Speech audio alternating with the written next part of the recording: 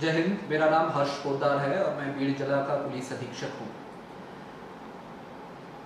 आज कुछ महत्वपूर्ण बातें हैं जिसके बारे में मैं आप सबके साथ चर्चा करना चाहता हूँ, बीड़ वासियों के साथ, बीड़ के नागरिक गण के साथ। सबसे पहला मुद्दा है वाहनों के बारे में। आप लोगों को मालूम है कि अब पूरे देश में और राज्य और अपने जिला में हम लोग तीसरे लॉकडाउन के स्थिति में हैं। इस दौरान पिछले 2-3 दिनों से विविध प्रकार के तकरार आ रहे हैं कि पुलिस जो है वो वाहनों पर गुना दाखिल कर रही है या फिर उन्हें जब्त की जा रही है, या तो कर्फ्यू के समय या फिर कर्फ्यू के रिलैक्सेशन के दौरान। मैं इस बारे में जिला की जो पॉलिसी है उसके बारे में अत्यंत स्पष्ट रूप से आपको बता देना चाहता हूँ। 26/3/2020 और 20/4/2020 को जो ऑर्डर्स निकले हैं उसके मुताबिक अपने जिला में प्राइवेट खासगी 2 व्हीलर और 4 व्हीलर्स को पाबंद किया गया है। सिर्फ इमरजेंसी सर्विसेज के जो वाहन हैं उन्हें परमिट किया गया है, लेकिन इसको छोड़ करके चाहे कर्फ्यू रिलैक्सेशन के समय या फिर कर्फ्यू के दौरान दोनों ही समय प्राइवेट व्हीकल्स अलाउ नहीं किए गए। इसके साथ साथ किसी भी प्रकार के पब्लिक ट्रांसपोर्ट को भी परवानगी नहीं दी गई। इसमें ऑटोज भी इंक्लूडेड है। पिछले 3-4 दिनों से जो कार्रवाई की जा रही है वो इन आदेशों की अनुपालन के लिए की जा रही है। बीड़ के वासियों से मेरी ये आपसे अनुरोध है कि ये जो सख्ती है वो इस वजह से की जा रही है क्योंकि आपको भी मालूम है कि 3 मई से अपने जिला में हजारों की संख्या में बाहर से के जो अटके हुए लोग हैं वो आ रहे हैं। इसमें से कई सारे लोग जो हैं वो ऐसे लोग हैं जो कि रेड जोन में से आ रहे हैं।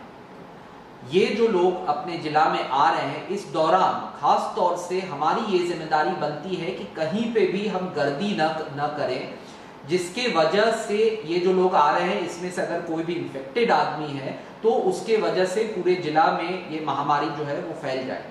ये सख्ती इस दौरान प्रशासन के तरफ से इस वजह से की जा रही है ताकि आपको सुरक्षित रखा जा सके इस समय, जबकि अपने जिला में बाहर के हजारों के संख्या में लोगों की प्रवेश हुई। इस समय सावधानी बरतना अत्यंत आवश्यक है, नहीं तो फिर प्रॉब्लम वही होगा कि बाहर से एकाध आदमी भी इन्फेक्टेड अगर आया और गर्दी के दौरान वो बाहर निकला, उसके वजह से जिला में महामारी फैल सकती है। इसे रोकने का एक अंश जो है वो ये है कि खासगी वाहनों को रोका जाए और इस वजह से इन्हें सीज करके गुना दाखिल किया जा रहा है जिला के रूल्स के मुताबिक। इसको छोड़ करके ये भी सवाल उठे हैं कि कुछ ऐसी गाड़ियां सीज हो रही हैं जिसमें कि मेडिकल पेशेंट्स। मैं आपको ये बताना चाहता हूं कि किसी भी जिला के पुलिस प्रशासन को उसी रूप से सोचना आवश्यक है जिस रूप से वो लोग सोचते हैं जो कि कायदा का उल्लंघन करते हैं। पिछले 3 या 4 दिनों में ही कई सारे ऐसे केसेस हुए हैं जिसमें कि लोग बाहर निकले हैं अपने प्राइवेट व्हीकल्स, अपने खासगी गाड़ियों पर पुराना मेडिकल रिकॉर्ड्स लेकर के।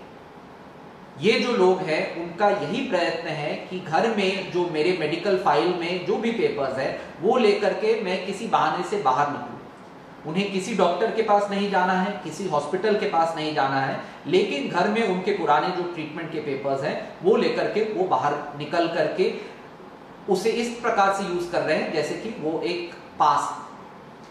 जाहिर सी बात है कि जहां पर एक जेन्युइन मेडिकल इमरजेंसी है, किसी व्यक्ति को अगर हृदय विकार हुआ है, हार्ट अटैक हुआ है, या फिर किसी व्यक्ति को भारी रूप से कोई जख्म हुआ है और उसे तुरंत पहुंचाना है हॉस्पिटल, ऐसे स्थिति में किसी भी पुलिस कर्मचारी या अधिकारी को यह परवानगी नहीं है कि वो उस व्यक्ति को अस्पताल पहुंचने से रोके।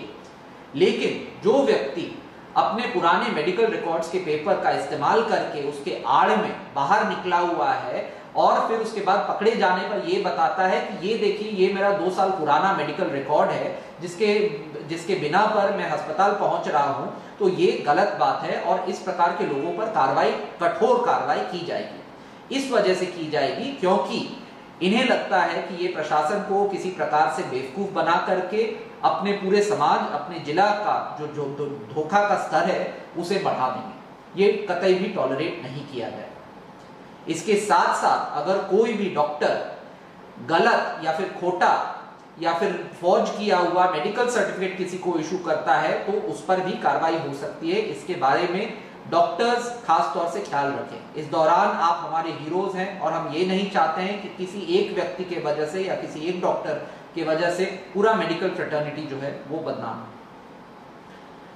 इसके साथ साथ मैं आपको ये भी बताना चाहता हूं कि जिला में एक अलग प्रावधान किया गया है मेडिकल इमरजेंसी, जो लोग अगर जिला के बाहर जाना चाहते हैं या फिर एक शहर से दूसरे शहर जाना चाहते हैं।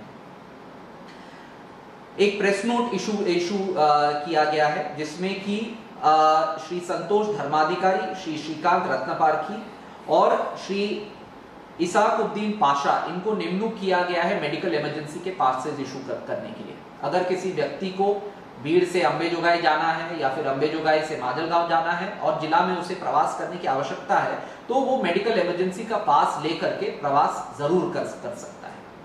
ये हो गया हमारा पहला मुद्दा। दूसरा मुद्दा जो है वो फंसे हुए कामगारों मजदूरों के बारे में है। आप लोगों को मालूम है कि औरंगाबाद में कुछ दिनों एक हृदय को दहला देने वाली इंसिडेंट हुई है।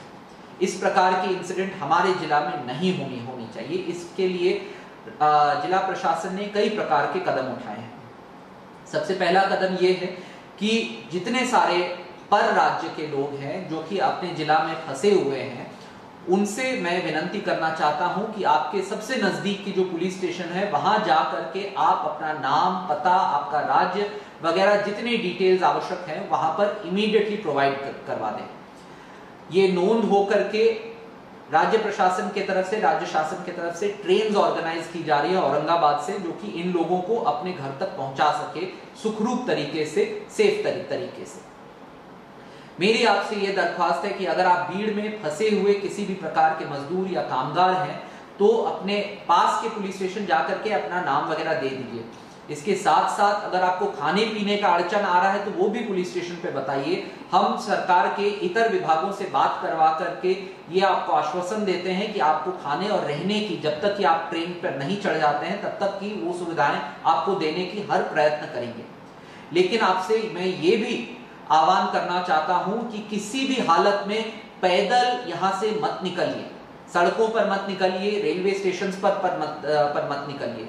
प्रशासन आपके मदद के लिए तत्पर है, लेकिन अगर आप रात के 2 बजे उठ करके कहीं से निकल जाते हैं तो किसी प्रकार का हादसा हो सकता है। आपके जान की हमारी चिंता है।